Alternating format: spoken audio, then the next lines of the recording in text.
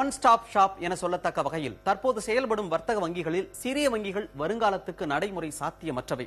Basel norms எனும் சர்வதேச வங்கி நியதிகளை அவற்றால் பூர்த்தி செய்ய இயலாது. எனவே அவற்றை இணைத்து பெரிய வங்கிகளாக உருவாக்க வேண்டும் என ஏற்கனவே முயற்சி நடக்கிறது. இந்த நிலையில் மீண்டும் சிறிய வடிவில் சிறு பரப்பில் செயல்படும் வகையில் உருவாகும் சிறுநிதி வங்கி, பண பரிமாற்ற வங்கி போன்றவை அரசு மற்றும் ரிசர்வ் வங்கியில் உள்ள கொள்கை முரண்பாட்டை காட்டுகிறது என சிலரால் சொல்லப்படுகிறது.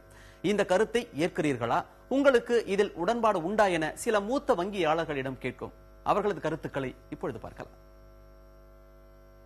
இது முரண்பாடு இல்லை, இது வேறு விதமாக தான் இதை நம்ம பார்க்கணும். என்னன்னு இந்த ஆர்பிஐ இந்த ஸ்மால் பேங்க் பேமெண்ட் பேங்க் கொண்டு வந்ததே ஃபினான்ஷியல் இன்க்ளூஷனை அதிகப்படுத்தணும்னு சொல்லிட்டு இதுக்கு முன்னாடி எல்லா வங்கிகளும் செய்து கொண்டிருந்தது.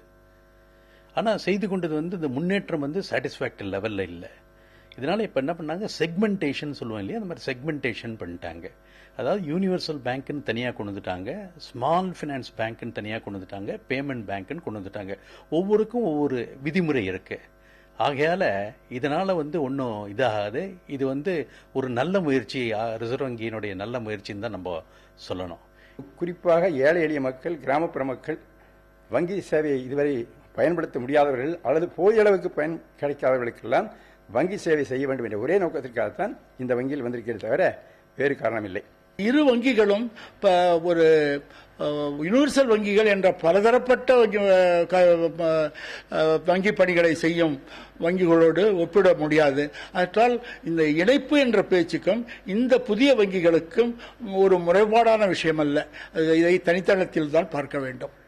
நிச்சயமாக முரண்பாடு தான். இது அரசாங்கத்துடைய இரட்டை போக்கை காமிக்குது. அரசாங்கத்துக்கு சொந்தமான பொதுத்துறை வங்கிகளை இணைக்கணும் அப்படிங்கிறாங்க. ஆனால் தனியாருக்கு கொடுக்கும்போது புதிய வங்கிகளை துவக்கணும். இது ஒரு இரட்டை போக்கு. ரெண்டாவது, இன்றைக்கு பெரிய வங்கிகள் ஏற்கனவே இருக்கு, அதை நல்லா செயல்பட்டு கொண்டிருக்கின்றது.